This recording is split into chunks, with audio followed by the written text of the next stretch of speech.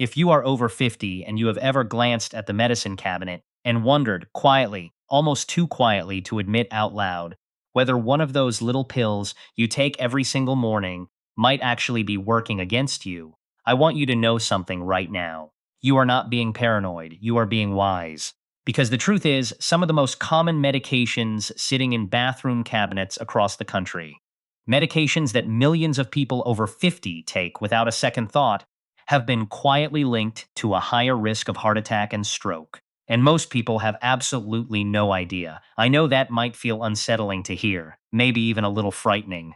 And I want to pause right here and say, take a breath, because this is not about scaring you. This is about empowering you.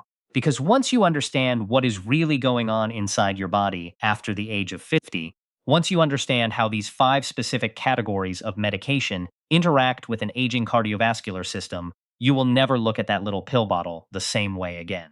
And by the end of this video, I am going to walk you through exactly which medications to be aware of, what the research actually says, and most importantly, what smarter, safer questions you can bring to your own doctor.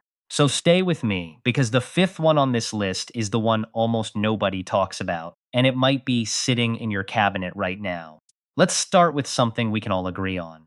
After 50, your body changes. Your arteries are not quite as flexible as they were at 30. Your kidneys process medications a little differently. Your blood pressure regulation is more delicate. These are not opinions, these are simply facts of biology. Facts that every cardiologist and every geriatric physician will tell you without hesitation. And here is another fact you already know deep down. Medication that was perfectly safe for you at 35 does not always behave the same way in your body at 65. Your liver metabolizes things more slowly. Your blood vessels respond differently to certain chemical signals. This is simply how the human body ages, and there is no shame in it, no failure in it. It is simply biology doing what biology does. So let's talk about the first category, and this one surprises almost everyone. Common over-the-counter pain relievers, specifically the class called non-steroidal anti-inflammatory drugs, the ones you probably know as ibuprofen and naproxen.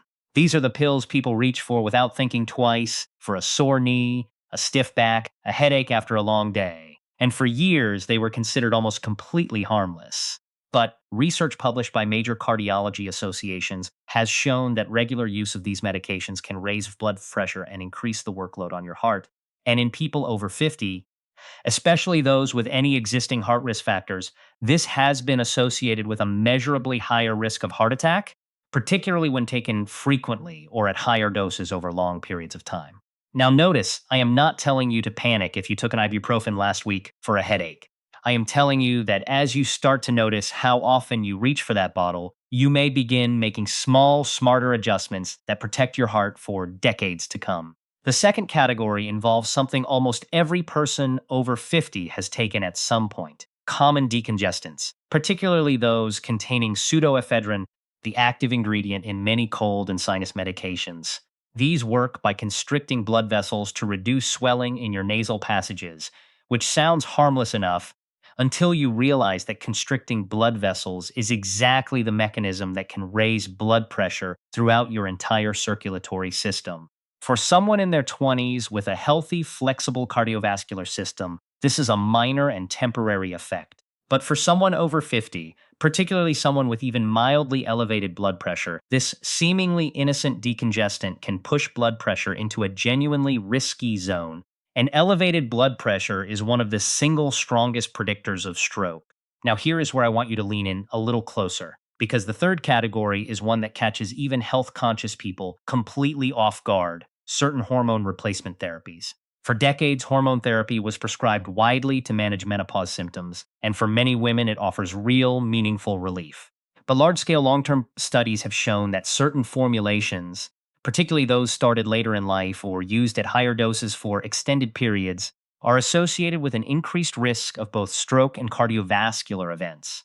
This does not mean hormone therapy is inherently dangerous for everyone. It means that the timing, the dosage, and your individual cardiovascular profile matter enormously, and this is a conversation worth having directly and honestly with your physician rather than simply continuing a prescription out of habit. Let's talk about the fourth category: certain prescription medications used for chronic pain and inflammation, specifically a class known as selective COX-2 inhibitors. You may remember hearing about this years ago when one particularly well known medication in this class was pulled from the market entirely after research revealed a significant increase in heart attack and stroke risk among long term users. While the medications currently available in this category are more closely monitored, the underlying biological mechanism, increased risk of blood clot formation, still applies and remains an important consideration for anyone over 50 using these medications regularly for arthritis or chronic pain management. And now, the fifth one, the one I promised you at the beginning, the one that almost nobody discusses openly, because it hides in plain sight inside products marketed as helpful, even healthy. Certain over the counter appetite suppressants and stimulant containing weight management products.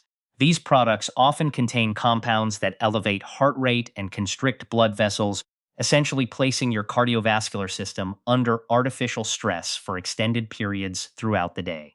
For someone over 50, particularly someone whose heart may already be working a little harder simply due to natural aging, this added stimulant load has been associated with a meaningfully elevated risk of both heart attack and stroke, especially when combined with caffeine, which so many people consume throughout the day without even thinking about the cumulative effect. Now, I want to ask you something, and I would genuinely love for you to answer this in the comments below, because this is exactly the kind of conversation we should be having with each other. Have you ever looked at a medication you have taken for years, something so routine you barely think about it anymore, and wondered whether it might be quietly affecting your heart health? I want you to tell me which one surprised you most from this list, because I read every single comment, and I promise you, someone else watching this video needs to hear your story just as much as you need to hear theirs. Here is what I want you to really absorb, because this is the heart of everything we have talked about today. None of this means you should stop taking any medication your doctor has prescribed for you. Not today, not without a conversation. What this means is something far more empowering. It means you now have knowledge that most people simply do not have. It means the next time you sit across from your doctor, you can ask specific, informed questions.